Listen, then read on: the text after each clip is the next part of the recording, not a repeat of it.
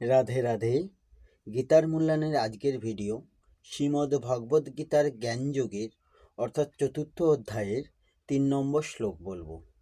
3 নম্বর শ্লোক সংস্কৃতে বলা হয়েছে, স এবয়ং ময়া তেহদ্য যোগ পোক্ত পুরাতন ভক্ত ওষি মে শকা চেতি রহস্যং হিত্য দুত্তমম।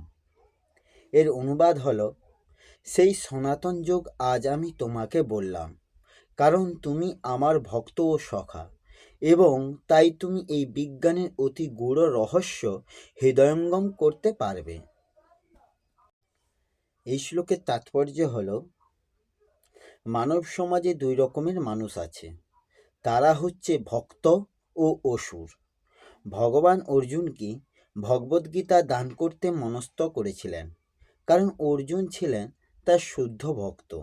কিন্তু অসুরদের পক্ষে এই রহস্যাবৃত জ্ঞানের মর্মার্থ উপলব্ধি করা সম্ভব নয়।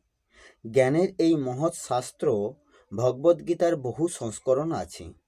তাদের মধ্যে কিছু ভক্তদের ভাষ্য সমন্বিত, আর কিছু অসুরদের মন্তব্য সমন্বিত। ভক্তদের ভাষ্য সমন্বিত ভগবদ্গীতা যথার্থ, কিন্তু অসুরদের মন্তব্যগুলি আশার।